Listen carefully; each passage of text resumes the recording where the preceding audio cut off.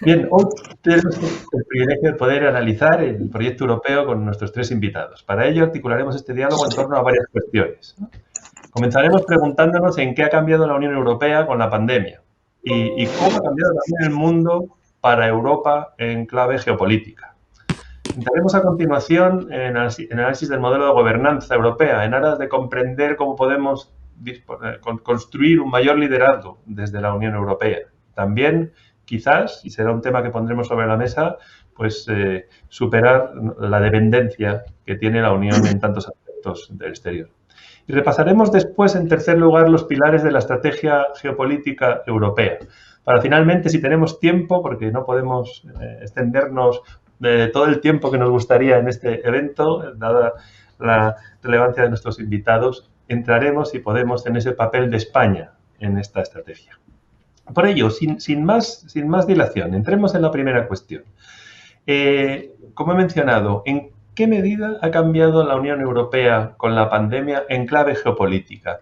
Y quizás me gustaría formular conjuntamente también la siguiente pregunta, ¿no? ¿Cómo ha cambiado también el mundo para Europa? Porque hemos cambiado, pero el mundo ha cambiado. Y en concreto hay un aspecto que nos parece muy relevante. Hemos tratado mucho en la Fundación la importancia del vínculo transatlántico, sobre el que ha fraguado el discurso, digamos, el discurso de la política exterior en las últimas décadas y con tan buenos retornos para el mundo. Entonces, estamos en la era Biden, ¿no? Se va a recuperar esa relación transatlántica.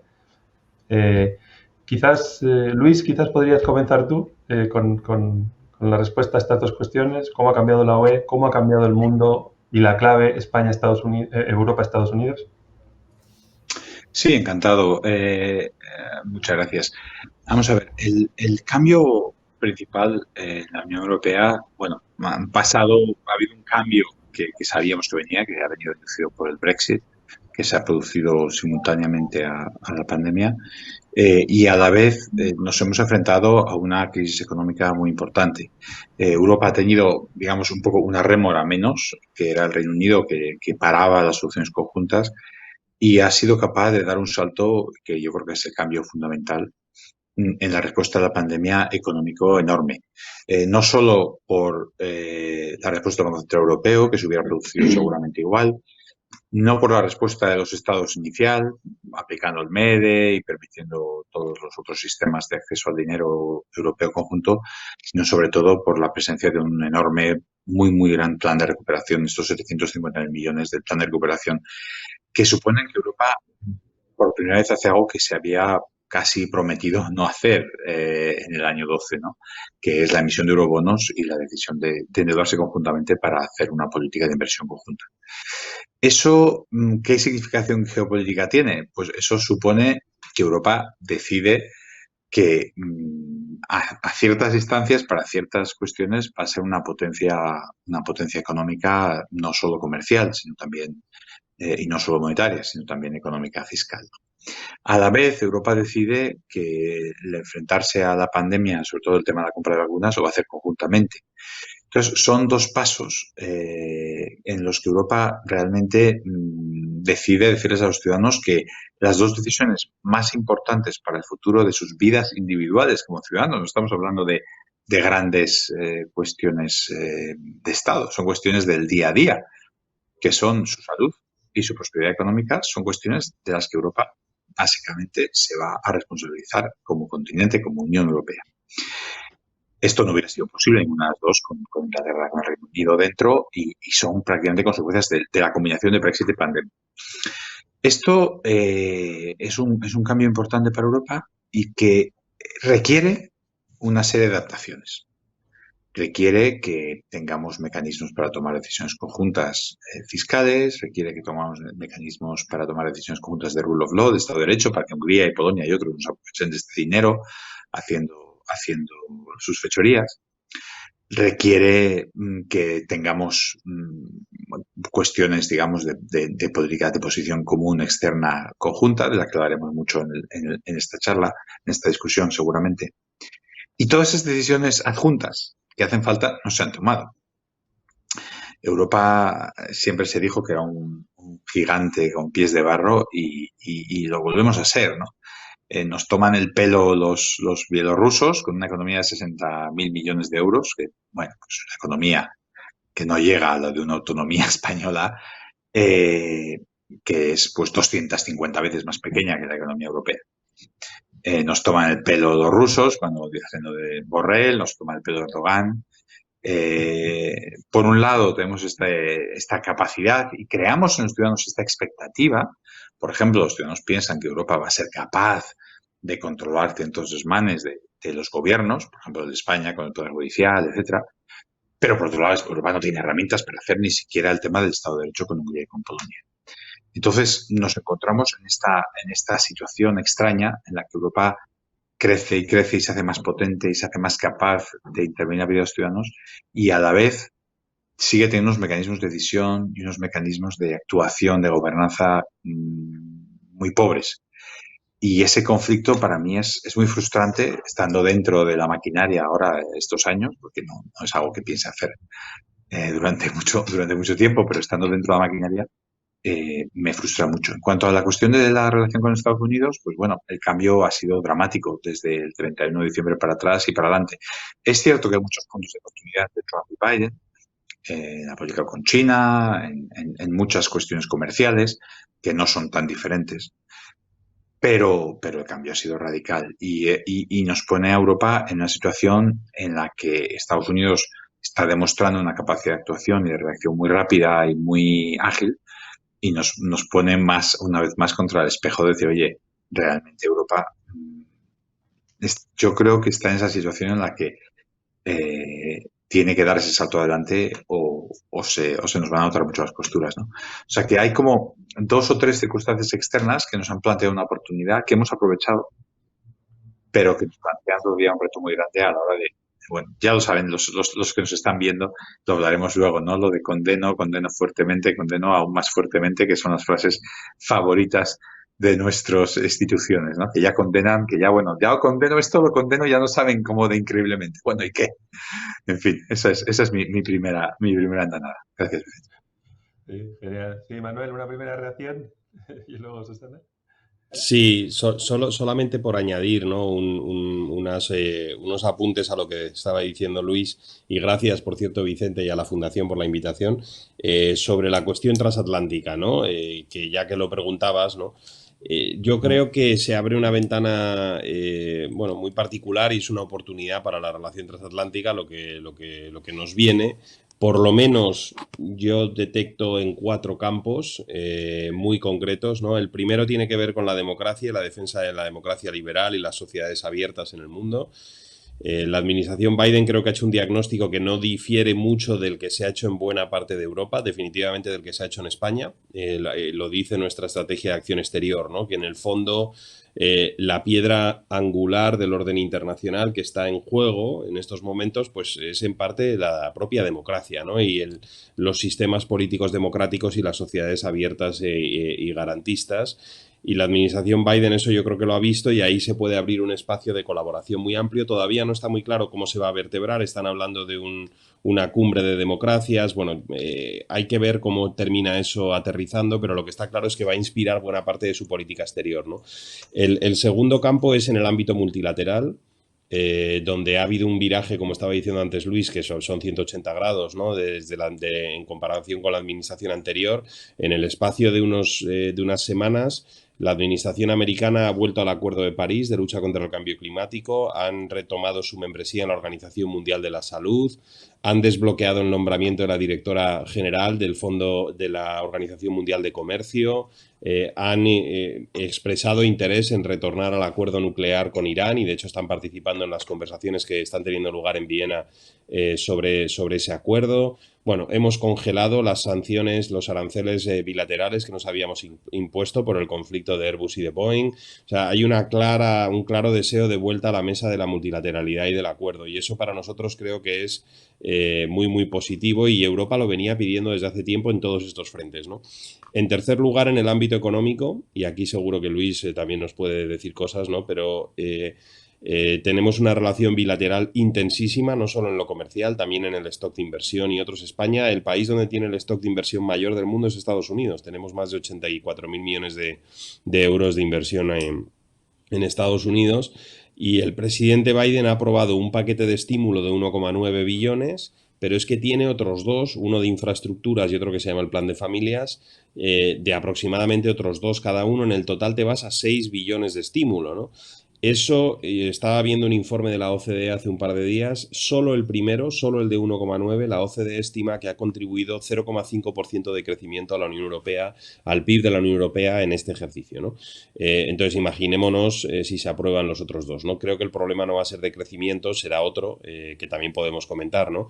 O los retos a los que nos enfrentemos, pero el efecto tracción de esto para nuestras economías es... Y luego hay un componente aquí conceptual muy interesante, ¿no? Que es la administración americana concluyendo, creo, que de esta crisis hay que salir con mucha más capilaridad, apoyando a la clase media norteamericana, haciendo un reequilibrado de los impuestos, de impuestos de la renta a impuestos de capital y a rentas altas. O sea, hay una cierta profundidad en lo que se está viendo en el otro lado del Atlántico que tendrá consecuencias aquí. Y en el último capítulo, el cuarto, yo creo que es en el ámbito de la seguridad, y aquí seguro que luego podemos hablar más, porque Vicente, tú querías hablar de geopolítica, pero para nosotros se abre una oportunidad por las bases que tenemos, el nuevo compromiso con la OTAN, los riesgos a los que nos enfrentamos, sobre todo en el ámbito de las amenazas híbridas y otros, y la voluntad de Estados Unidos de colaborar, ¿no? Entonces, esta pieza transatlántica, yo solo quería añadir estos apuntes porque creo que tenemos un periodo por delante muy importante para apuntalar una serie de cosas en el ámbito transatlántico que había sido muy difícil de gestionar en la etapa anterior, ¿no? Gracias. Susana, ¿cómo ha cambiado la UE? Ha cambiado, bueno, realmente, bueno, primero muchísimas gracias Vicente Montesgán, Fundación Rafael del Pino, y por supuesto a Luis Garicano y a Manuel Muñiz por este debate, y a todos los que nos siguen. Ha cambiado. La UE, yo creo que realmente ha cambiado en saber de una forma muy rápida, aunque la Unión Europea realmente tampoco trabaja ni ha trabajado nunca de una forma tan lenta como a veces se dice de ella, ¿no? Yo creo que no es que haya cambiado ni en sus parámetros, ni por supuesto en sus valores, ni en su capacidad política, ni en su democracia supranacional, ni en su democracia representativa complementada por la participativa, ni en su método de toma de decisión. Yo creo que la Unión Europea, cuando se ha mirado ante el espejo, ante la llegada del COVID-19, ha dicho, ¿qué soy capaz de hacer? Y en mi opinión, aunque es cierto y estoy completamente de acuerdo tanto con lo que ha dicho Luis Garicano como con lo que ha dicho Manuel Muñiz, yo creo que también la Unión Europea, cuando se mira ante el espejo, puede estar orgullosa, y también ante sus ciudadanos, de cómo ha sido su capacidad de, a través de su engranaje interinstitucional, a través del poder que le dan sobre todo sus instituciones, y a través, por supuesto, de su modelo político europeo, ha sido capaz de buscar los entresijos, ha sido capaz de encontrar la manera para sacar adelante un plan de recuperación europeo y para sacar adelante una vacunación supranacional, que son dos hitos importantísimos. Creo que además la Unión Europea ahora, de cara a los ciudadanos, a los ojos de los ciudadanos, tiene más credibilidad que nunca, porque ha demostrado ser una unión europea, y una unión que realmente sabe tejer política, sabe decidir, sabe también dotar y dar voz a cada una de sus instituciones, y como he dicho hace un momento, que todas sincronizadas puedan decidir cada una desde sus parámetros y con sus poderes. Y luego una Unión Europea que es más tangible que nunca. La Unión Europea del euro es una Unión Europea tangible. La Unión Europea del Fondo de Recuperación Europeo de 750.000 millones de euros es una Unión Europea muy tangible porque es la que va a hacer posible que se recupere la economía de todos y cada uno de los Estados miembros y también de la propia UE, de la suma del trabajo, de los planes de país cuando llegan los fondos de recuperación a cada uno de los estados, y luego una Unión Europea que está vacunando con diferentes vacunas, con una campaña que es cierto que a veces quizá podía haber estado mejor coordinada, pero en la balanza, desde luego, lo que tenemos son vacunas, nos están vacunando a todos los ciudadanos, independientemente de si somos de un Estado miembro más rico o menos rico. Y además, y lo digo con orgullo, a mí me parece que cuando el Parlamento Europeo ha tejido sus resoluciones, su gran política, su búsqueda de consenso a través del debate, su capacidad de, a través de las intervenciones de nuestros eurodiputados, enviar una señal a la Comisión Europea para que sea gobierno europeo y para que se siente en el Consejo Europeo y diga: el marco financiero plurianual 2021-2027 no se va a aprobar si no se vincula directamente a la salvaguarda, al respeto, a la protección del Estado de Derecho. A mí me parece que esa representación de nuestro voto, de cada uno de los ciudadanos europeos, a nuestros eurodiputados y cómo han sido capaces de elevar gran política y dar esa señal fuerte y esa hoja de ruta a la Comisión Europea y al Consejo Europeo es algo absolutamente relevante. Y en relación a Estados Unidos y al relevo, ¿no?, de Trump por Biden, todos sabemos que es una muy buena noticia, que ahora hay que aprovecharla en esta gran responsabilidad compartida. Y yo no añado nada más a lo que han explicado Luis Garicano y Manuel Muñiz, pero sí digo que también Estados Unidos tiene que aprender de la Unión Europea, que también la Unión Europea tiene que estar orgullosa de ser UE y que el equilibrio, los valores, su capacidad de tejer y hacer política supranacional, eso lo tiene la Unión Europea y es un modelo político único en el mundo. La verdad es que habéis establecido un marco optimista de futuro en la relación transatlántica y una Unión Europea que en resumidas cuentas es tangible.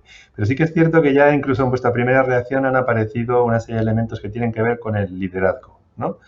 Esa era la segunda cuestión en la que queríamos entrar, ¿no? Muchos europeos se preguntan si presentarse en el mundo con dos presidentes no envía un mensaje quizás desconcertante, ¿no? ¿Realmente es operativo el modelo de gobernanza europeo, ¿no? La Unión Europea ha iniciado el 9 de mayo, creo que ha sido una reflexión estratégica tras el inicio de la conferencia sobre el futuro de Europa. Y cabe plantearse qué podemos esperar de esta conferencia en cuanto a esa transformación del modelo de gobernanza, en el sentido de dotar a Europa de una mayor capacidad de liderazgo, porque al final es un lugar común crítico con la Unión Europea, ¿no? Su falta de liderazgo en determinados momentos críticos y en determinados ámbitos, ¿no? ¿Cabe esperar cambios en los tratados de la Unión? No parece que la conferencia vaya en esta línea. ¿Podríais analizar la cuestión del liderazgo europeo y de cómo mejorar el modelo de gobernanza? No sé, si quieres comenzar tú, Manuel. Sí, lo hago encantado, gracias, Vicente. Pero la verdad es que yo en esto comparto el punto de partida que han expuesto tanto Susana como Luis, ¿no? Que es en una serie de elementos fundamentales, y yo sé que tenemos una cierta tendencia al pesimismo, ¿no?, en el análisis de estas cosas, pero realmente el año pasado se podía haber cerrado sustancialmente peor, ¿no?, de cómo lo hemos cerrado. Hemos aprobado un marco financiero, hemos aprobado un fondo de recuperación que tampoco tenemos que dar por hecho, ¿no? Es extraordinario. Hemos decidido responder de manera solidaria ante esta crisis. Hemos decidido hacerlo además, como bien decía Luis, financiándolo en parte con deuda con garantías mancomunadas. O sea, se han roto una serie de tabús muy serios. El tema de la campaña de vacunación no es un éxito solo europeo, es un éxito de nuestra ciencia y de nuestra colaboración, pero el hecho de que esté llegando a todos los países de una manera equitativa, a los países miembros de la Unión, de verdad, y monos por un momento que aquí estuviésemos vacunando, pero en Croacia no, o en Hungría no, en Francia sí, y que si se midiesen las desigualdades europeas literalmente en la incidencia que la enfermedad tiene, porque nos faltan accesos a vacunas, ¿no?, en determinados países en beneficio de otros, ¿no? Hemos negociado un acuerdo de Brexit muy ¿no?, ahí al filo del límite que teníamos, pero hemos evitado un Brexit duro. Habrá quien argumente que se podría haber negociado mejor, pero definitivamente nos ha evitado, para nuestro país muy en concreto, por cierto, que tenemos una de las relaciones bilaterales con los ingleses más profundas de toda la Unión Europea, particularmente bien, ¿no? Y yo quería señalar un punto adicional que tiene que ver con la gestión de la movilidad, que ha sido un tema muy doloroso y muy complejo, y esta es una crisis sanitaria que nos ha golpeado a través de la movilidad. Pero yo que he estado en esas conversaciones y en esas negociaciones, sin lo que ha supuesto la burbuja europea de movilidad y el hecho de que hay un derecho a la libre circulación, que aunque se ha visto limitado y constreñido, todos éramos conscientes en las negociaciones de que existía ese derecho, y yo he visto el tratamiento que se ha dado a países terceros, no miembros de la Unión Europea. Para mí es prácticamente inimaginable el impacto que esta crisis habría tenido si hubiésemos sido un Estado tercero de la Unión Europea en nuestra economía turística y otros, ¿no? O sea que yo entré en este puesto siendo europeísta y he mantenido el europeísmo, ¿no?, a lo largo del periodo. Ahora, sobre el liderazgo, aunque tengo la sensación de que los que trabajan en las tripas del sistema desarrollan un escepticismo sano, ¿no?, y un conocimiento de lo que las negociaciones suponen en el seno de la Unión, ¿no? Pero en cuanto al liderazgo, ¿no? Bueno, yo creo que nos quedan cosas por hacer. La cuestión del liderazgo es una, fortalecer la política exterior y de seguridad es otra.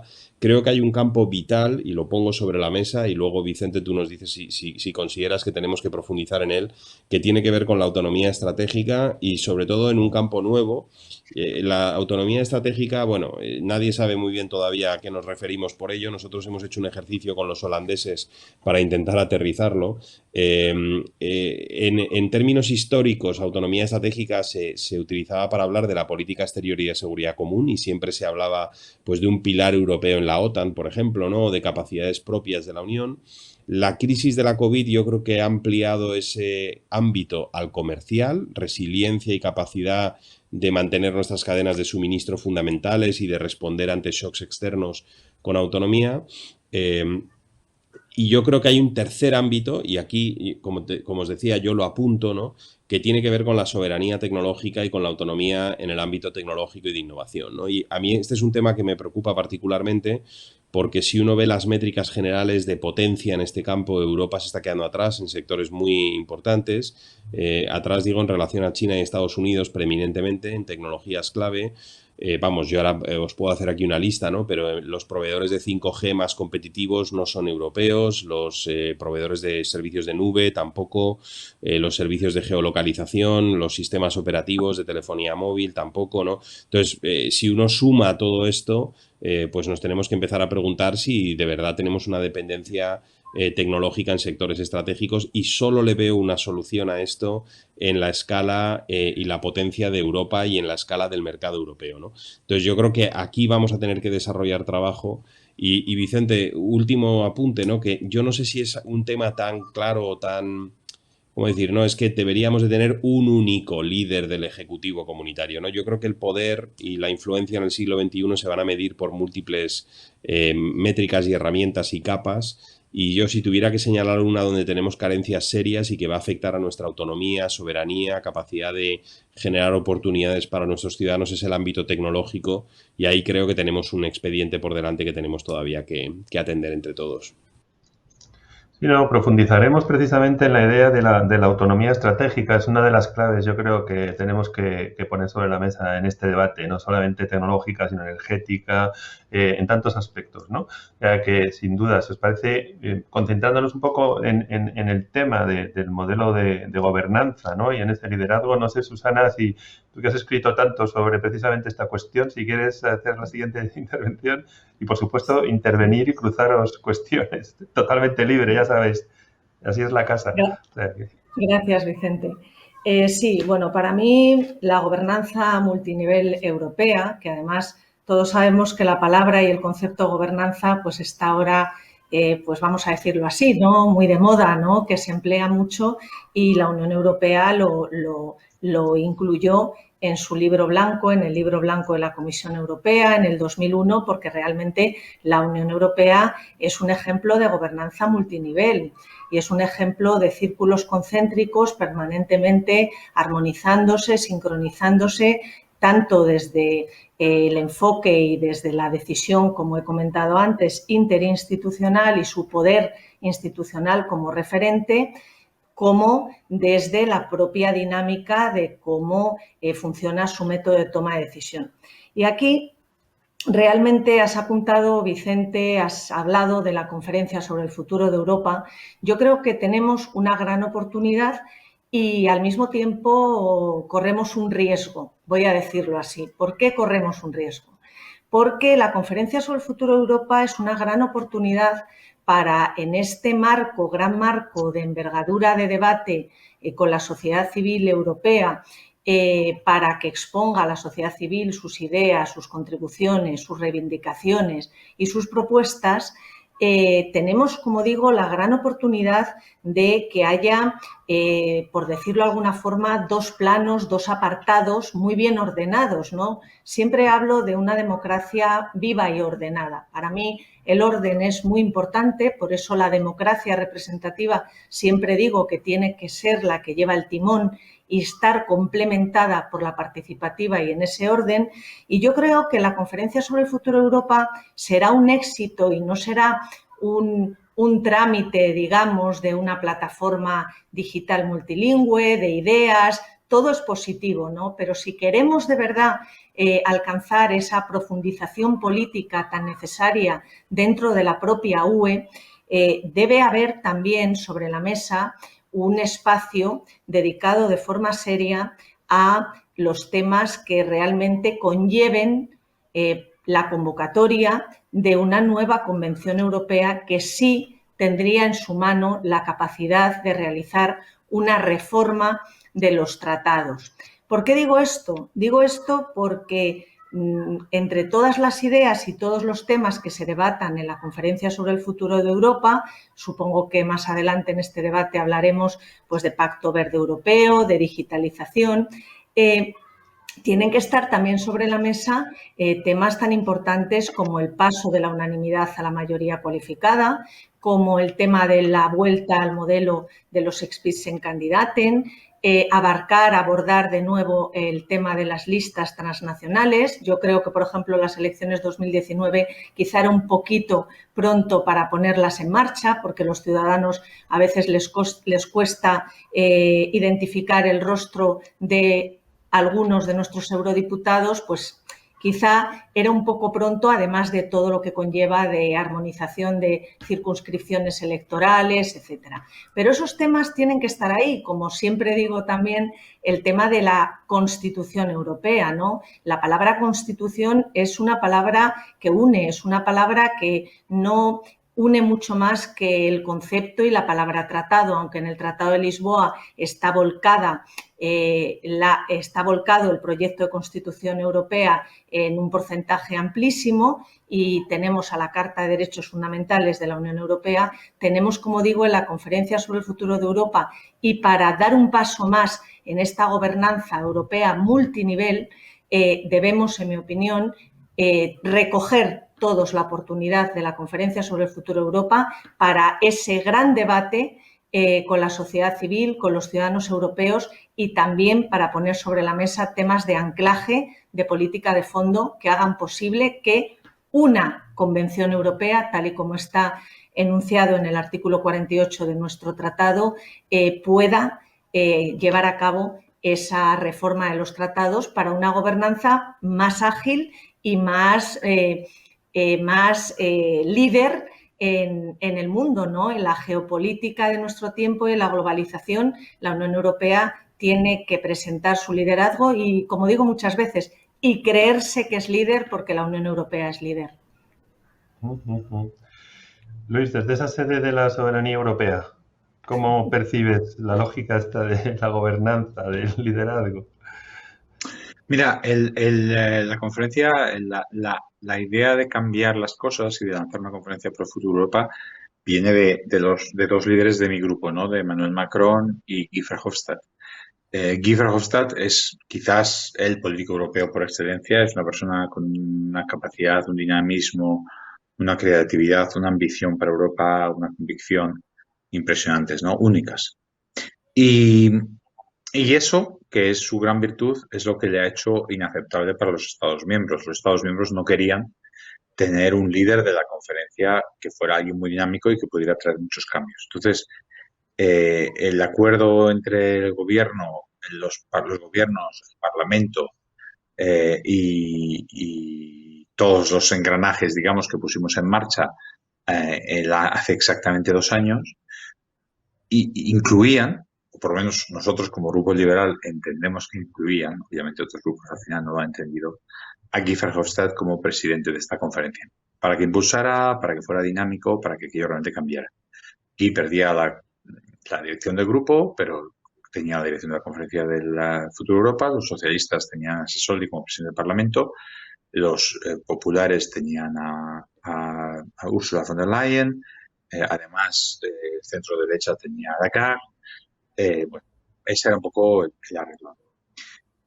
La realidad es que, como os contaba, la política al final es una cuestión de personas, ¿no? Y las grandes ideas son muy bonitas, pero Guy Verhofstadt tiene muchos enemigos, tanto en el este de Europa como en algunos países del norte. Y el resultado es que tras muchos meses, creíamos que la conferencia se iba a poner en marcha hace ya mucho tiempo, se ha puesto en marcha hace solo 1 mes y medio, se decidió que el comité ejecutivo no podía tener una persona, tenían que ser 3. Bueno, vale, sería el presidente del Parlamento, digo, el comité ejecutivo, la presidencia de la conferencia. Presidente del Parlamento, presidente del Consejo, presidente de la Comisión. Vale. Y ya está, hay 3, entonces ahora ya suponemos que el comité ejecutivo será Verhofstadt. Tampoco. También el siguiente nivel, que es el comité ejecutivo, tendría que tener 3 que obrarían por unanimidad. La presidencia de turno, ahora mismo portuguesa, la presidencia de una persona del Parlamento, que sí que sería Guy Verhofstadt, y una persona de la Comisión. Con lo cual, tienes 3 personas arriba, 3 personas en el siguiente nivel, 6 personas presidiendo este coso. Con luego un sistema interno muy basado en las unanimidades, muy basado en mayorías reforzadas, que hace que nos temamos que va a ser muy difícil que la conferencia saque cosas adelante. Además, el contenido de la conferencia es un poquito extraño. Yo no lo he entendido. Yo he dejado aquí a otros que dijeran, ¿no? Pero el contenido no es solo estas reformas de las que estamos hablando, que Europa necesita una política exterior común. Europa necesita eliminar la unanimidad en materia fiscal, en materia de impuestos. Europa necesita eliminar la unanimidad en muchos otros temas. Necesita defensa, necesita unos cambios en las reglas fiscales y en las reglas monetarias. Todo eso no ha entrado. Van a hablar de cosas verdes, de digitalización, van a hablar... O sea, la conferencia en realidad se ha diseñado como un parlamento bis en el que se puede hablar de todo. Yo creo que el problema que la conferencia tiene que discutir es el problema de la gobernanza europea. Estoy muy de acuerdo ahí con Susana que se trata de, por ejemplo, temas como las listas transnacionales. A mí sí me gustaría una elección directa de un presidente de Europa. Yo no veo, está como muy bien planteada la pregunta de Vicente, esta bicefalia que ha dejado a los europeos tan sorprendidos, ¿no? Yo de las pocas veces que he llegado a casa y mi mujer me ha dicho, pero bueno, esto es inaceptable, una cosa europea. Y yo digo, anda, Europa llega al corazón. Y le he preguntado, ¿y esto qué ha pasado? ¿Qué ha pasado? Bueno, tú has visto lo que le ha hecho Charles Michel a von der Leyen. Como Charles Michel en la cabeza de las personas no es nadie. Es un señor que está por ahí y von der Leyen es la presidenta, ¿no? Porque es la que representa a Europa. Claro, en realidad, protocolariamente es lo contrario, como nos pueden contar Manuel y Susana mucho mejor que yo.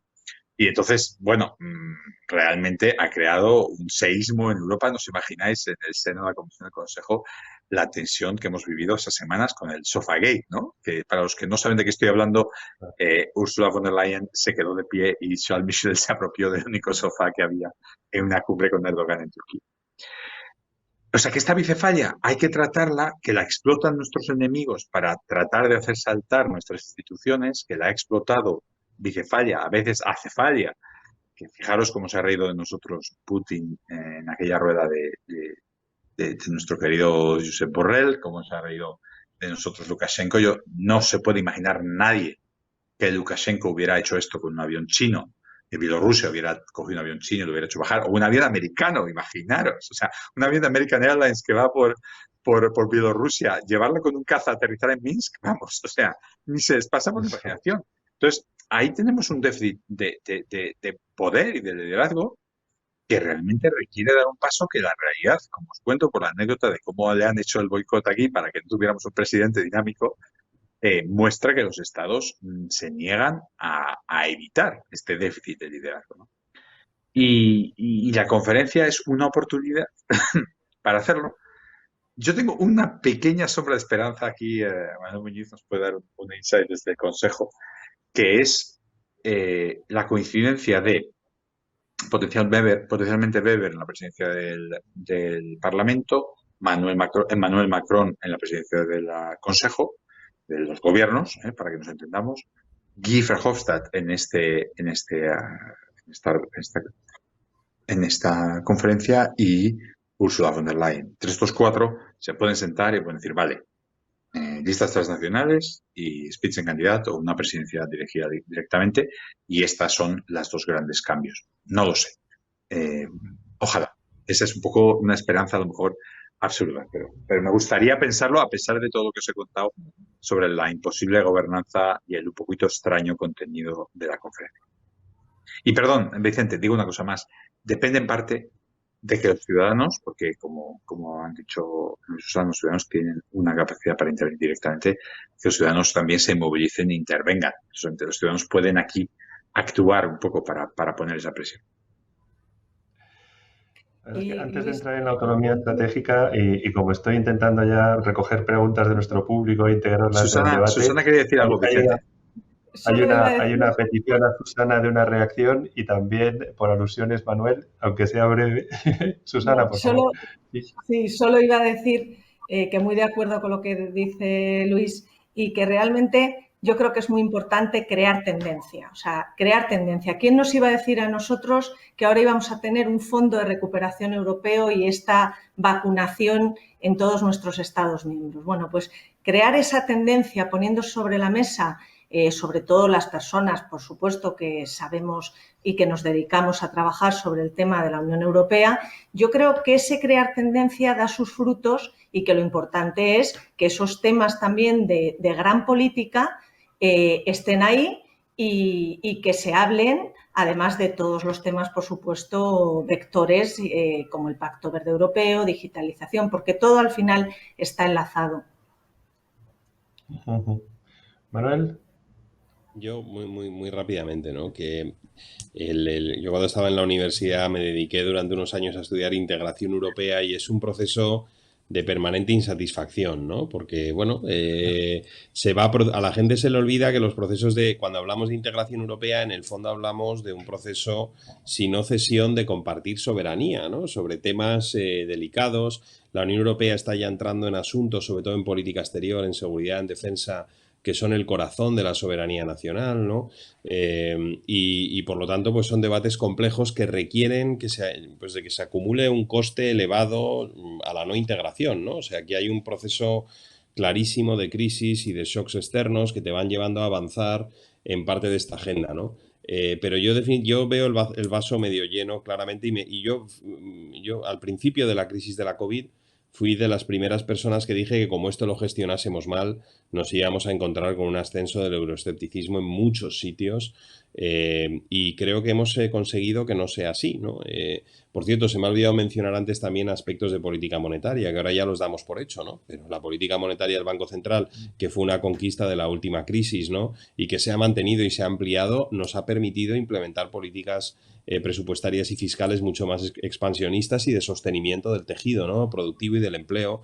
Yo que tengo mucho contacto, nosotros tenemos mucho contacto con gobiernos de otras partes del mundo donde no opera ni la FED ni el Banco Central Europeo, yo os garantizo que el corsé presupuestario con el que se han encontrado a la hora de responder a la crisis ha sido muy considerable, ¿no? Y eso es malo para ellos y, por cierto, es muy malo para nosotros, porque que terceros países no puedan invertir en UCIs o en vacunas o lo que fuere, no es bueno para nosotros, ¿no? Entonces, como os digo, lo veo medio lleno, veo luces muy, muy brillantes, muy, muy claras, ¿no?, en esta gestión, que si las apagase, ¿no?, o sea, si las desactivase en el último año, habría sido un año mucho más duro, ¿no? Un comentario sobre Bielorrusia, porque se abordó, yo la semana pasada tuve ocasión de estar en Lisboa representando a España y a la ministra en la Gimnich, que es la reunión de ministros de Asuntos Exteriores de la Unión Europea. Estaba Borrell, se habló de este tema. El Consejo Europeo le ha mandatado, ha pedido a la Comisión Europea y al alto representante que elabore una lista de sanciones a Bielorrusia que vayan más allá de las sanciones ad personam, ¿no?, a individuos,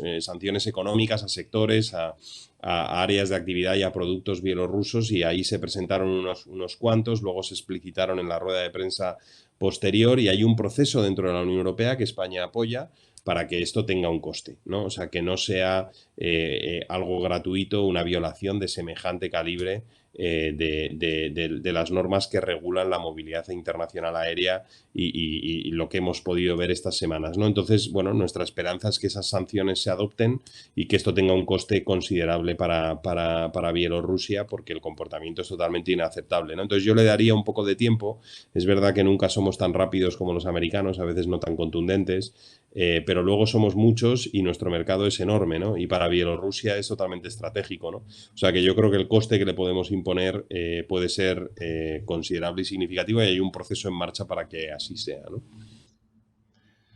Y luego entraremos a continuación en el tema de la geopolítica europea, ¿no? Pero sí que hay un tema que ha quedado allí y que es muy relevante, que tiene que ver con esa autonomía estratégica que mencionaba Manuel y que estaba también entre líneas en vuestras intervenciones, ¿no? Es cierto que la crisis ha puesto de manifiesto la necesidad de acercar cadenas de suministro. Se habla de reindustrializar Europa.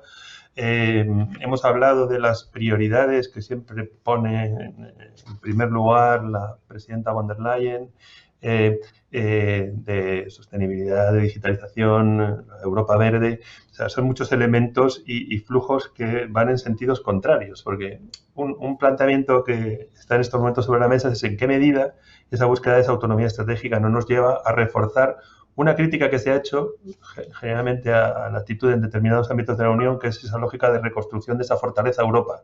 Esa fortaleza Europa que ahora se reclama a lo mejor en el ámbito sanitario y que ha podido ser una realidad, ¿no? ¿En qué medida esta lógica de la reconstrucción de esa lógica post-COVID en los mercados y la presencia europea no nos puede llevar a ese espacio que quizás no sería recomendable? ¿Qué pensáis, ¿no? Y en general la valoración sobre las grandes líneas de transformación que plantea Europa en estos momentos, en esa lógica de la Europa verde y sobre todo el profundo proceso de digitalización y apuesta por la innovación. Entonces, Manolo, ¿querías intervenir? Sí, perfecto.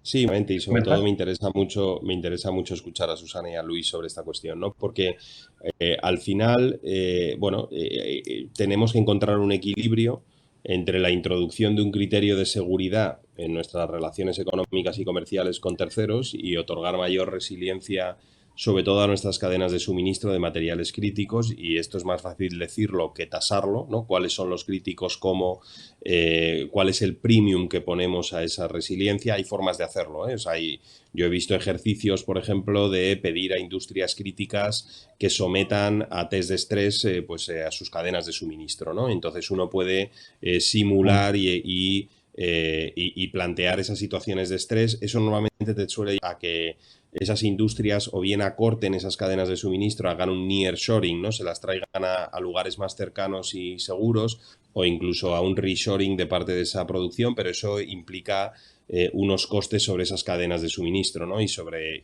esas relaciones económicas. Otra opción, y también se está explorando en Europa, tiene que ver con la identificación de industrias críticas y protocolizar la movilización de producción de ciertos materiales críticos, ¿no? Eso no implica un acortamiento ni proteccionismo, simplemente implica tener la capacidad de movilizar producción en momentos clave, como hemos hecho, por cierto, en España. Nosotros éramos deficitarios, por ejemplo, en la producción de respiradores, y durante la crisis, pues varias empresas del sector de la automoción y de la defensa movilizaron parte de su capacidad, y España se convirtió en un exportador neto, de hecho, de respiradores, en plazo muy breve, ¿no? Pero bueno, esto fue un producto de la innovación y de la movilización muy rápida de estas capacidades, pero esto se puede protocolizar y se puede hacer de forma más más estructurada, ¿no? El tema del estocaje estratégico es otra de las cosas que se ha puesto sobre la mesa. El estocaje estratégico tiene un riesgo preeminente y es que para hacerlo bien tienes que hacer prospectiva bien, porque claro, tienes que saber qué te va a hacer falta en el próximo shock, ¿no? Sino que le pregunten a los finlandeses que tenían un sistema de stocks estratégicos enorme y costosísimo, del cual hicieron uso solo parcialmente, porque habían anticipado otro tipo de crisis, ¿no? El saber que te van a hacer falta exactamente EPIs o los reactivos específicos que requieren las PCRs o los test rápidos, pues bueno, eso es una labor de prospectiva muy significativa, ¿no? La posición de España en este espacio, de todas maneras, es que debemos asumir una autonomía estratégica abierta que no debe de llevarnos a imponer unos costes y unas ineficiencias significativas en nuestras cadenas de suministro y relaciones comerciales y que no debe alimentar pues una tesis que en el fondo nos está llevando a que buena parte del comercio global se debilite y se cuestione, ¿no? Entonces la clave va a estar en encontrar ese equilibrio para darnos mayor resiliencia sin que eso tenga un coste muy elevado, ¿no? Pero aquí la clave va a estar en ese equilibrio que acabas de dibujar, Vicente. Gracias, Manuel. Luis, tú que sabes tanto sobre reindustrialización, ¿qué piensas de lo que acaba de decir Manuel? ¿Es posible ese equilibrio? ¿Dónde está el límite del intervencionismo, digamos, en la economía? Es una gran pregunta. Lo primero que me gustaría decir es que empíricamente hemos comprobado este año, como lo comprobamos en el 2008, que las cadenas de producción globales son muchísimo más resilientes, muchísimo más estables de lo que pensábamos. Con un choque salvaje, como que es un parón forzado en la producción, obreros en casa, gente que no puede salir a comprar, etcétera. El comercio mundial prácticamente ha recuperado sus niveles y la cadena de producción global prácticamente ha recuperado sus niveles. Ha sido lo primero que se ha recuperado. Muchas otras cosas son mucho más complicadas, como la cafetería de la esquina, ¿no? Es curioso, es más fácil que las piezas de un ordenador que viene de China, que se integran en California y se exportan a España, que lleguen, que poder bajar a tomarse un café a una cafetería que está cerrada. Entonces, quizás hemos exagerado la preocupación con las cadenas de valor globales. Me preocupa, y creo que, Vicente, tú lo apuntas en tu pregunta, el qué es estratégico, ¿no? Si me permitís la broma, algunos compañeros de gobierno de nuestro querido Manuel pues dicen que una empresa de 0,1% del mercado de aviación de España es estratégica. Y no es tan broma. Es decir, siempre va a haber gente que te va a decir, bueno, pero es que la agricultura es estratégica porque sin comida no puedes sobrevivir. Bueno, es que el acero es estratégico porque, claro, el acero te hace falta para todo lo militar y total. Y es que el aluminio es estratégico. Y entonces empiezas a pensar que es estratégico, y la Internet obviamente es estratégica, y la electricidad es estratégica, y el carbón, y el acero, y el petróleo es estratégico. Y entonces de repente te encuentras en una situación en la que inevitablemente la autonomía estratégica se convierte en una excusa, como muy bien apuntabas, para el proteccionismo. El otro lado es la constatación actual que hacemos ahora mismo de que las cadenas de valor global, tras un shock gigantesco de magnitudes inesperadas y enormes, se han recuperado, con lo cual a lo mejor no es todo tan vulnerable como pensamos. ¿Cuál es ese punto medio? Me preguntas. Yo te diría que lo que hemos visto es que una crisis sanitaria es algo especial, que a lo mejor sí, como decía Manuel, oye, EPIs, componentes para vacunas, vacunación, hombre, pues sí, fijaros que Estados Unidos ha usado la ACTA, la ley de defensa, para cerrar las fronteras a la exportación de vacunas y de componentes. No han exportado nada desde enero. Muy bonito que Biden vaya diciendo por ahí que eliminemos la producción intelectual. Lo que tiene que hacer es eliminar la prohibición de exportar, cuando Europa ha exportado pues, prácticamente la mitad de lo que ha producido. Entonces, a mí me da más miedo que ganas. Me parece que hace falta una definición muy estrechita de lo que es estratégico. Fijaros que Europa se metió en el lío de hacer la política común de una cosa europea y una cosa interna. Es un absoluto despropósito todo. O sea, la política común cuesta 1/3 del presupuesto comunitario, subvenciona una serie de cosas que, bueno, no vamos a entrar en ello ahora, pero si vamos añadiendo ideas felices así, nos podemos encontrar con un problema. Entonces, yo creo que Europa tiene que ser, y también apuntaba eso Manuel, principalmente de mercados libres, de apertura al mundo, de apertura a los demás, y que tenemos que pensar en este tema de soberanía estratégica con muchísima delicadeza. Quizás temas digitales, Internet, los grandes gigantes digitales puede ser un tema, que habló Manuel en su primera intervención. Quizás temas sanitarios en un sentido relativamente estrecho, pero con mucho cuidado, porque al final es muy fácil terminar en la sustitución de importaciones que tan malos resultados ha dado en América Latina. Vicente, ¿puedo hacer una Susana, observación sobre una apunte antes sí, de que Susana intervenga? Una reacción de Manuel Solo muy rápido, ¿no? Que sin entrar en medidas proteccionistas, nosotros vimos al principio de la crisis cómo fallaban incluso cadenas de suministro intraeuropeas, ¿no? Hubo países europeos que prohibieron y retuvieron material sanitario, de nuevo, respiradores y otros, y eso, de verdad, yo creo que eso tiene una gravedad y una profundidad que no se, o sea, que hay que señalar, ¿no? Porque nosotros hemos tolerado unos niveles de interdependencia dentro de la Unión Europea porque hemos todos asumido que cuando llegaban los momentos complejos, pues podíamos depender los unos de los otros, ¿no? Y las vidas de nuestros ciudadanos se podían poner en manos de que esas cadenas de valor pues iban a resistir, ¿no? Entonces, yo creo que este debate está, mi opinión es que está bien traído. Yo comparto vuestra preocupación con que esto se descontrole y nos lleve a tomar medidas que destruyan mucho valor, pero sí que creo que hay cuestiones que aquí se pueden decidir y se pueden implementar sin que tengan un efecto muy nocivo para el comercio global, ¿no? Por ejemplo, o sea, yo creo que debería haber medidas que asegurasen y afianzasen de forma mucho más estricta las cadenas internas, ¿no? O sea, lo que se produjo al principio de la crisis, yo sé que los alemanes luego corrigieron rumbo, pero Alemania lo prohibió en un momento determinado. Yo creo que eso es totalmente contrario al espíritu europeo y lo que no puede hacer es empezar a llevarnos a hacer la lista, como decía Luis, oye, si esto puede pasar con respiradores, pues puede pasar con microchips o puede pasar con producción farmacéutica, que como sabéis está distribuida de forma muy desigual, o puede pasar, ¿no? Entonces, esa es una senda que hay que evitar dándole resiliencia, sobre todo a las cadenas internas, ¿no? En primer lugar. Perdona, Susana, que me he introducido aquí con violencia. No, por favor, no. Además, 100% de acuerdo.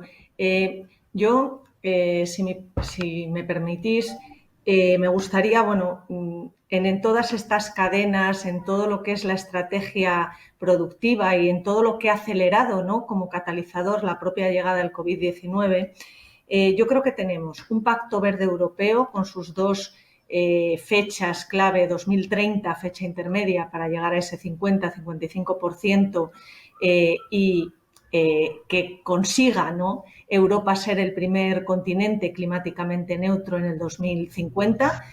Lo importante, como digo antes, ojalá lo logremos, es la tendencia y lo que vertebra y todo lo que modula, ¿no?, este Pacto Verde Europeo. Luego, en digital, y por cierto, aquí en España, pues todos sabemos que en el tema energético, en España tenemos que aprovechar muy bien estos fondos europeos ligados a unos PERTE que realmente conlleven y estén ensamblados a temas de energía y a temas que sean una constante en ese Pacto Verde Europeo. Respecto a digitalización, todo el tiempo, ¿no?, sabemos que la geopolítica, el nuevo tiempo geopolítico, pues parece que es una parte de la moneda y que en la otra cara está la digitalización. Es cierto que la Unión Europea pues va por detrás en muchos temas relacionados con inteligencia artificial, con robótica, con la propia digitalización, pero yo creo que la Unión Europea tiene un poder muy importante en todo este ámbito de la digitalización que vertebra tanto mundo empresarial y tanto día, ¿no?, cotidiano de cada uno de nosotros, los ciudadanos europeos, y es la capacidad regulatoria de la Unión Europea. Eso no lo tiene ningún otro modelo político en el mundo, en la globalización. Y tenemos que estar orgullosos, vuelvo a decir, de esto y hacerlo muy, muy bien, porque en digitalización no todo vale. Y la Unión Europea, esa capacidad, ese poder regulatorio, yo creo que lo tiene muy bien vertebrado y muy bien entrenado desde hace mucho tiempo, y es un momento y una oportunidad muy grande para ser líder en ese tema. Luego, me gusta resaltar el poder centralizador, por decirlo de alguna forma, de la propia Unión Europea y cómo despliega luego ese poder a cada uno de los Estados miembros en un camino de ida y vuelta. Y este momento es importante, lo comentaban antes tanto Manuel como Luis, porque en el tema de la soberanía, ¿no?, de la soberanía de los Estados miembros, del egoísmo a veces en los consejos europeos de los Estados miembros, hacía referencia Luis, por ejemplo, en relación a cómo se ha tejido, ¿no?, la conferencia sobre el futuro de Europa y a cómo los Estados miembros, los gobiernos no quieren dar, ¿no?, otorgar parte de su poder. Y yo creo que esa soberanía europea, enlazada siempre, por supuesto, a las soberanías nacionales, y esa capacidad como poder regulatorio de la propia Europa es muy importante, de la propia UE. Y por terminar, en sanidad. Hemos hablado varias veces, tanto Luis como Manuel han hablado de la sanidad, y se ha hecho evidente algo. ¿Por qué la Unión Europea al principio, cuando pidió auxilio Italia, no pudo reaccionar de una forma muy rápida? Bueno, en primer lugar, porque estamos todos de acuerdo en que fue un tsunami la llegada del coronavirus. Pero algo muy importante que hay que resaltar, sobre todo de cara a los ciudadanos europeos, es que la Unión Europea no tiene la competencia de sanidad.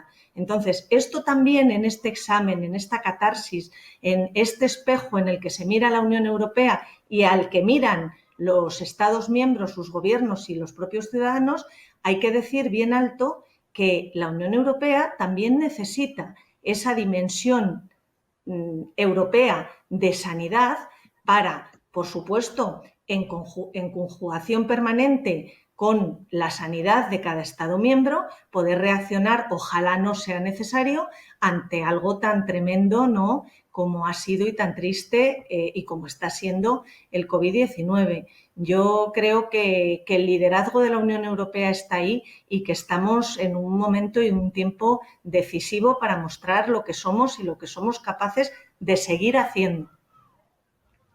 Uh-huh.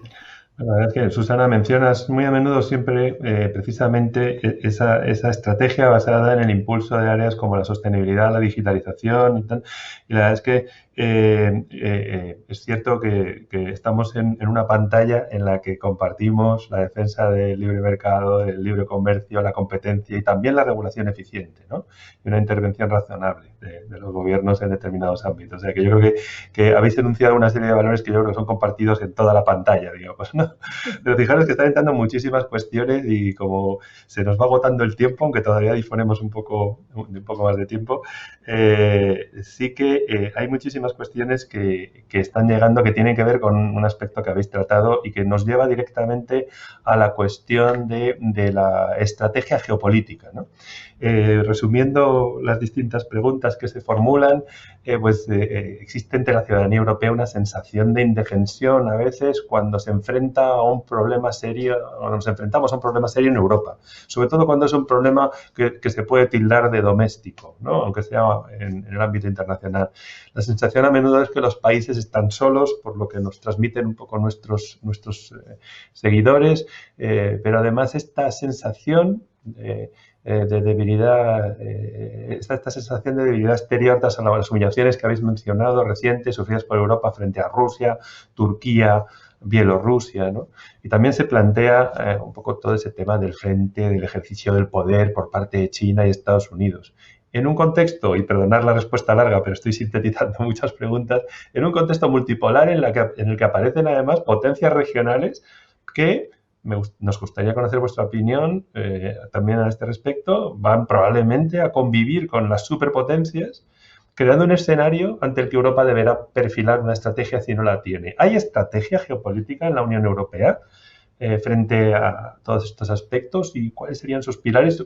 Si quieres, Susana, continuando con tu anterior intervención, no sé si nos puedes expresar tu opinión. Sí. Yo creo que realmente la Unión Europea tiene una estrategia geopolítica que a veces no sabe bien que la tiene.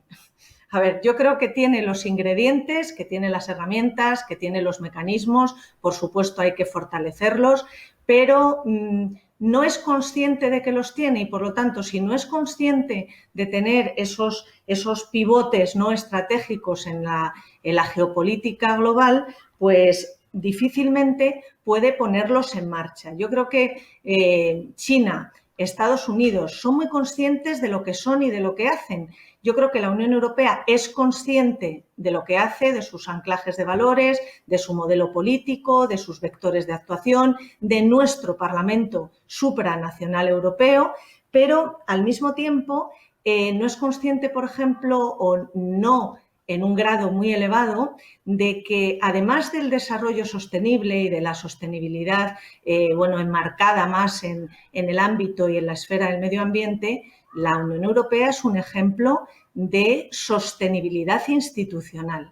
Y el que la palabra sostenibilidad pueda realmente desplegarse y pueda anclarse a todos los parámetros en este mundo global es algo que la Unión Europea tiene en su mano, porque es que lo está haciendo y lo lleva haciendo muchísimo tiempo, desde la Comunidad Económica Europea, desde la CERO a la Comunidad Económica Europea, hasta la propia Unión Europea y a su capacidad política. Yo esto lo veo muy importante y luego también creo que tenemos un principio de subsidiariedad que puede ensamblarse y puede permanentemente sincronizarse con también todo lo que es la gobernanza multinivel, ¿no?, de la que hemos hablado antes. ¿Por qué? Porque ese principio de subsidiariedad de lo local, de las comunidades autónomas o lo regional, de lo nacional y de lo europeo en el marco global y de la capacidad decisoria, ¿no?, en todos esos ámbitos, esos círculos concéntricos, es un gran ejemplo y un gran ejercicio democrático. Hemos hablado antes de, por ejemplo, el tema de la digitalización y del poder regulatorio de la propia Unión Europea. Bueno, pues ahora hablamos mucho también de la democratización de los algoritmos. Pues esa democratización de los algoritmos yo creo que tiene que tener una huella y un sello muy importante permanente de la propia Unión Europea y de lo que es la UE como política y como unión de estados y ciudadanos. Manuel, ¿una reacción a esa...? Sí.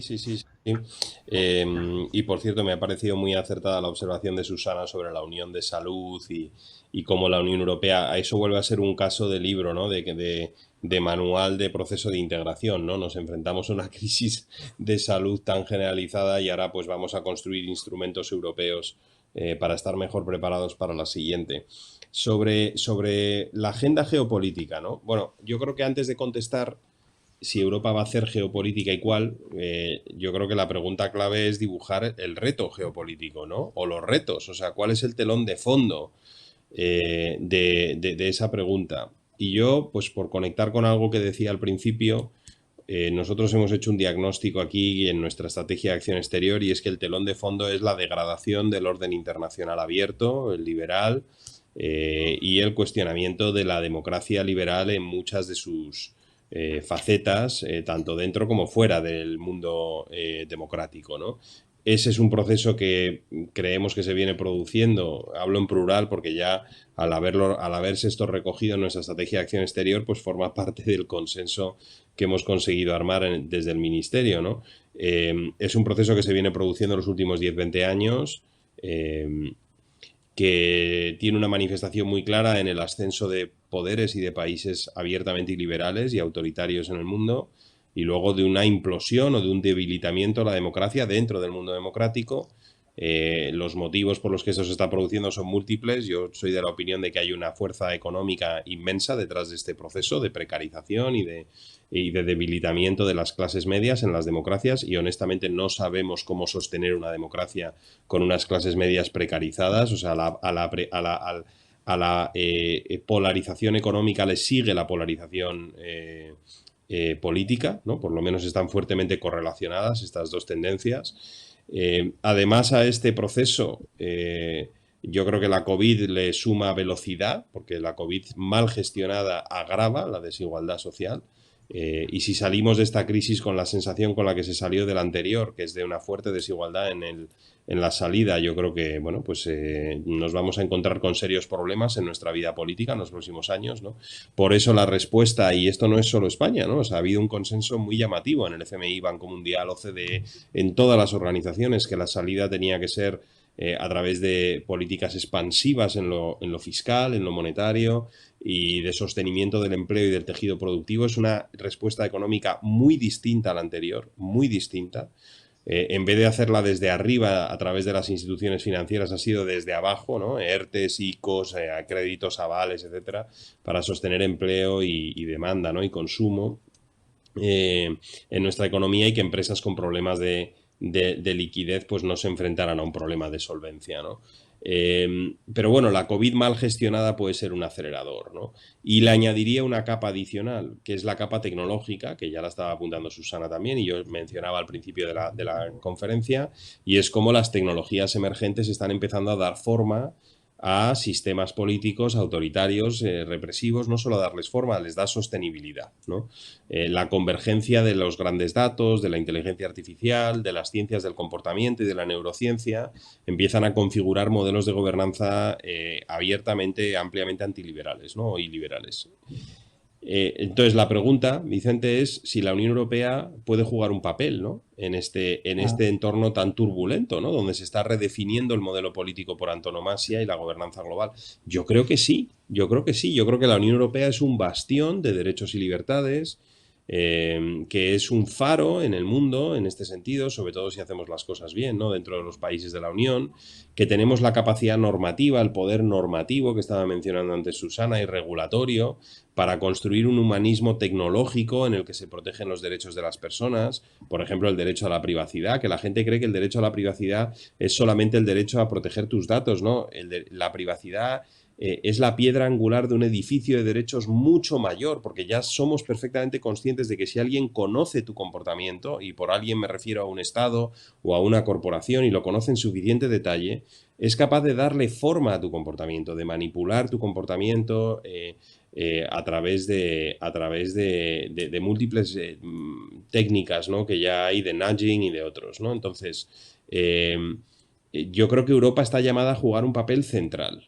Ahora, y con esto termino, ¿no? Esta intervención, pero fijaos qué atípica es esta descripción del poder, ¿no? Es una descripción atípica del poder en el siglo XXI. Europa pues no jugará un papel enorme en divisiones de tanques o en su capacidad para movilizar tropas de tierra, ¿no? O sea, no es un poder clásico, es un poder atípico, pero que creo que es un poder para darle forma a este debate de modelo político. De verdad, no quiero ser excesivamente abstracto o académico, pero lo que está en juego en estos momentos es el alma del orden internacional. Es lo que esconde el debate sobre el libre comercio, ¿no? Es lo que esconde el debate sobre la migración, el cosmopolitismo o la apertura de nuestras sociedades. Es lo que esconde el debate sobre la libertad de prensa, la desinformación, las amenazas híbridas. Lo que hay detrás de todos estos temas, que al final alimentan la agenda geopolítica, es una visión de la libertad, de la sociedad y de los modelos políticos, ¿no? Y Europa, pues, es la referencia de una forma de ver el mundo, y por lo tanto yo creo que está llamada a jugar un papel muy importante, y además creo que los Estados miembros podemos contribuir, pero que si no lo hacemos conjuntamente a nivel europeo, pues no vamos a tener impacto, ¿no? en ese debate geopolítico global. Totalmente. Manuel nos habla precisamente de ese poder atípico, nos habla de ese frente en el que nos encontramos con la tecnología y el autoritarismo. Susana ha descrito muy bien cómo medidas de lucha contra la desinformación, monopolios digitales, contenido ilícito en línea que muestran un verdadero liderazgo de la Unión Europea en el campo de la digitalización son elementos claves. Luis, estáis fraguando desde las instituciones europeas una verdadera estrategia geopolítica europea propia. En este sentido, ¿le ves un papel a Europa más allá del trabajo de los Estados nacionales? Pues yo, quizás para darle un poquito de vidilla, que hemos estado de acuerdo en demasiadas cosas, voy a hacer aquí el punto de desacuerdo. Estoy de acuerdo con lo que se ha dicho, las herramientas clave en las que Europa es una superpotencia, pues son una superpotencia regulatoria, como ha insistido Susana con toda razón. Es una superpotencia comercial, somos el primer bloque comercial del mundo, y es una superpotencia, dejadme que añada una tercera cosa, en temas de ayuda humanitaria y de desarrollo, etcétera. Pero ¿cuáles son las realidades geográficas a las que nos enfrentamos, ¿no? Si queremos hablar de geopolítica. Bueno, pues por un lado el este autoritario, digamos, Rusia, Bielorrusia, con temas de derechos humanos, pero incluso yendo más allá, China, y el sur, que el sur presenta unos retos muy diferentes, en parte pueden tener con derechos humanos, pero fundamentalmente tienen que ver con la inmigración, con el mayor gradiente de renta per cápita, la mayor diferencial, perdón la palabra, mayor diferencial de renta per cápita entre una frontera en el mundo, ¿no? Bueno, quizás es el segundo, porque imagino que Corea del Norte y Corea del Sur será mayor, pero a lo mejor esa frontera no tiene mucha porosidad para la inmigración. Entonces, la cuestión es cómo las tres patas de poder se enfrentan a estos dos retos geográficos. Y yo, sinceramente, creo que nuestra primera comisión geopolítica está siendo todo menos geopolítica. Es decir, no creo que estemos demostrando capacidad para enfrentar estos retos. Los ciudadanos ven las anécdotas. Ven la anécdota de Marruecos haciendo fechorías, utilizando a niños de manera verdaderamente inaceptable, y no quiero ponerle a Manuel en un aprieto internacional aquí, o sea que me trato con cuidado. Y segundo, la otra anécdota, pues la de Lukashenko que decía al principio. Y las dos ilustran algo, ¿no? Que es... Y quizás dejadme añadir una tercera, que no es geopolítica, en el sentido que es interna, pero bueno, que también es importante, que es Hungría y Polonia, ¿no? Este mecanismo del Estado de Derecho, del que Susana hablaba con admiración y con cariño, y yo también le tengo cariño, y también estoy contento de que el Parlamento Europeo haya forzado a que este mecanismo se ponga en marcha. De momento, la Comisión ha dicho que no lo va a utilizar, le ha prometido al Consejo, a los gobiernos, digamos, para que la gente nos entienda, que lo va a poner en el congelador. El Parlamento está furioso, o por lo menos algunos grupos estamos furiosos, pero la realidad es que este mecanismo, que debería exigirles a algunos países, como Hungría y Polonia en particular, que respetaran la ley, no se va a poner en marcha. Entonces, esta política de valores que tiene Manuel, y además de una forma muy elocuente, y me ha gustado mucho por el optimismo y la visión de futuro, tiene una debilidad evidente, y es que requiere de una institución capaz de hacerla. Yo no creo que Pepe Borrell, que es Josep Borrell, sea el responsable de lo que pasó en Moscú aquel día. Pero la realidad es que pasó, y pasó porque Europa es lo que es, como lo de Lukashenko, como Marruecos, como que nos pasará con China. Ahora que nos ha cogido la medida los dictadores, pues tendrán una visita europea y la verán, Erdogan, la verán como una oportunidad para demostrar que son muy fuertes y que nosotros no somos nadie, ¿no? Y a mí me parece que la geopolítica, si es algo, debería ser eso, debería ser que en nuestro propio entorno geográfico deberíamos ser capaces de proyectar este poder, estos tres elementos de poder que por lo menos he mencionado, que habrá más, pero estos son más importantes, ¿no? Como superpotencia regulatoria, comercial y de ayuda al desarrollo. No somos capaces de usarlo, la ayuda al desarrollo, porque realmente no hemos querido condicionarla, y creo que en general está bien al comportamiento de nuestros vecinos. El comercio, porque bueno, estamos sujetos a los tratados de libre comercio, y la regulación, porque tratamos de ser objetivos y no usar la regulación para ejercer ese poder, digamos, sobre otros, ¿no? Con lo cual, las herramientas que tenemos no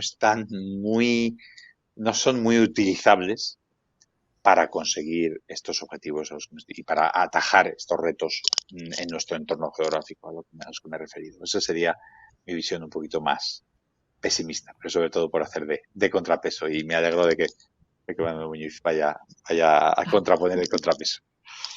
De eso se trata. Además, Luis, acabas de responder a otra pregunta que nos acaba de entrar de José Luis San Agustín, en línea con lo que comentabas de cooperación, que no habíamos hablado mucho de cooperación. Pero bueno, Manuel, por favor. Y Susana, si bueno, quieres, Luis, también. Luis, ya has visto que a lo de Plus Ultra no te entré, pero a esto tengo que entrar. El tema voy por partes, ¿no? O sea, son los problemas que identificas, ¿no? Y que señalas, son problemas muy complejos. O sea, el problema de la migración, el problema de la relación con los vecinos, el problema de la relación con Rusia, tampoco creo que Estados Unidos, que yo creo que todos podemos coincidir que es una potencia suficiente, ¿no?, en el mundo, los consiga gestionar mejor. O sea, son retos que yo creo que, como diría Ortega, que hay problemas que no tienen una solución definitiva, ¿no? Hay que convivir con ellos, ¿no?, y gestionarlos. Pues la migración, en el caso de Europa y Estados Unidos, es así, ¿no? Fijaos el problema que tiene Estados Unidos en su frontera sur, lo significativo que es y los retos que esto le está planteando, ¿no? Y es yo me atrevería a decir, menos porosa y menos compleja que la nuestra, porque linda con un único país, principalmente la terrestre con México. Nosotros tenemos múltiples y múltiples puntos de entrada. Está conectada además con un reto demográfico en África que es muchísimo mayor que el reto demográfico en América Latina. Está conectada además con un fenómeno de seguridad y de inestabilidad en la región y con yihadismo en la región, que está bastante más desarrollado y tiene un impacto mucho mayor que en América Latina, ¿no? Y yo, sin embargo, cuando uno piensa en la solución a ese reto, que preeminentemente lo voy a reducir al migratorio, pero no solo, sé que hay más, ¿no?, y que Luis estaba enumerando más, las herramientas de la Unión Europea son todas importantes porque tienen que ver. Y esto es algo que España ha aprendido a lo largo de los años, ¿no? Cómo se gestiona este fenómeno o cómo intentamos gestionar el fenómeno de la migración ilegal, ¿no? Uno es a través de desarrollo, oportunidades económicas, que tiene que ver con desarrollo y cooperación en sentido estricto, pero también con comercio, ¿no?, y con desarrollo económico más tradicional. El segundo tiene que ver con la construcción de capacidades en el ámbito de la seguridad y de los servicios, básicamente los cuerpos y fuerzas de seguridad de estos países, tanto en los de origen como en los de tránsito. Tiene que ver con la lucha contra la criminalidad organizada, tiene que ver con los retornos de aquellos que han llegado irregularmente, y esos son acuerdos que se pueden alcanzar y que la Unión Europea puede ayudar a que se alcancen, aunque España tiene muchos en la bilateralidad con los países de origen. Entonces, si uno ve toda esa cadena, yo veo a la Unión Europea dotada de instrumentos, si no tan poderosos, por lo menos muy cerca de los que tiene un país como puede ser Estados Unidos para lidiar con este problema, ¿no? El caso de Rusia y de toda la frontera oriental es distinto, ahí el reto es distinto, pero nosotros, como democracias, tendemos a mirarnos y a ser mucho más autocríticos, ¿no? Vamos, yo creo que Lukashenko tiene una preocupación por la supervivencia de su régimen, ¿no? Ese no es el caso de la Unión Europea, ¿no? Lukashenko ha tenido un movimiento de oposición democrático muy marcado, que, bueno, lo ha tenido que lidiar de la forma en la que lo ha tenido que lidiar, con una crítica además por nuestra parte, no solamente a nivel europeo, sino nosotros como España. Nosotros hemos tenido presencia en la región. Yo acabo de estar en los Bálticos, pero de forma más significativa la ministra también ha estado. Nosotros les hemos expresado nuestro apoyo como país, ¿no? Y yo creo que en la región, pues la preocupación es una preocupación de democratización por la solidez del modelo, ¿no?, del modelo europeo y del modelo de democracias abiertas, ¿no?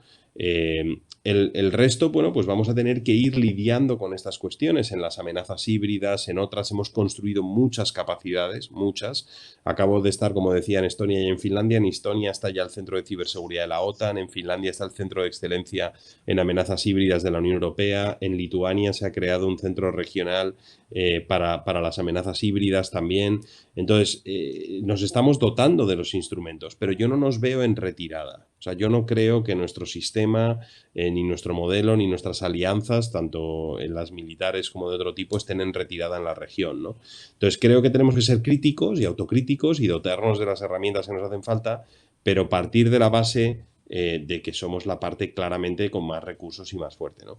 Es mi impresión en los dos frentes, ¿eh? Y yo creo que en los dos frentes se están haciendo cosas que son correctas. No sé si suficientes o que se puede hacer mejor, ¿no? Pero vamos, no, de nuevo lo veo algo medio lleno el vaso. No sé si esto a lo mejor Luis nos puede decir cómo lo ve él, pero yo en la universidad tenemos una tentación a verlo todo el vaso medio vacío, pero luego una vez que está uno en política y en el gobierno no nos pagan ver las cosas medio vacías, ¿no?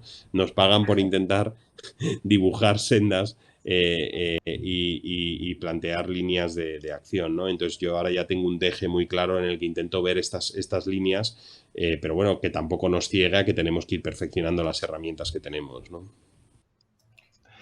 Susana, querías comentar, ¿verdad?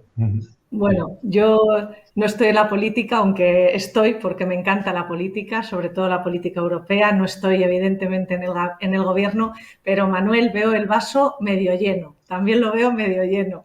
¿Por qué? O más que medio lleno. porque efectivamente, lo he comentado antes, tenemos los instrumentos, tenemos las herramientas, tenemos los mecanismos. Es cierto que decepciona, y lo ha explicado muy bien Luis, que la vinculación del marco financiero plurianual 2021-2027 al respeto al Estado de Derecho, pues que esté ahí, bueno, pues medio bloqueado, ¿no? Pero realmente está ahí y ya es un hito que esté ahí. Es lo que comentaba antes de crear tendencia. Y con esto no digo que no haya que volcar las cosas, ¿no? Que aterricen, pero está ahí y eso yo creo que ya es un gran paso. De hecho, cuando a veces me preguntan, ahora es evidente, ¿no? Con el Fondo de Recuperación Europeo, con la vacunación, lo hemos dicho los tres, pero realmente cuando me preguntan, Susana, ejemplos, ¿no? El euro es un ejemplo, pero hay un ejemplo que además quiero decirlo bien alto porque me importa mucho que se eleve, ¿no? La Carta de Derechos Fundamentales de la Unión Europea. Cuando la primera convención elaboró la Carta de Derechos Fundamentales de la Unión Europea, en ese momento la Carta de Derechos Fundamentales no fue vinculada jurídicamente al Tratado de Niza, al Tratado de la Ampliación. Y yo recuerdo que Nicole Fontaine, la presidenta del Parlamento Europeo en aquella etapa, dijo: no está vinculada o no se va a vincular todavía a nuestro tratado, en esa etapa el Tratado de Niza, pero va a ser la hoja de ruta de este Parlamento, de nuestro Parlamento Europeo, de nuestra representación, ¿no? Como ciudadanos europeos. Ahora la Carta de Derechos Fundamentales de la Unión Europea está vinculada jurídicamente al Tratado de Lisboa con sus enunciados de libertad, igualdad, dignidad y solidaridad en el marco de la ciudadanía y la justicia. Y yo creo que esto hay que elevarlo porque se extiende permanentemente a todo lo que hacemos y a lo que somos como Unión Europea y como ciudadanos europeos. Y me ha gustado muchísimo lo que ha comentado Manuel de la descripción atípica del poder, ¿no?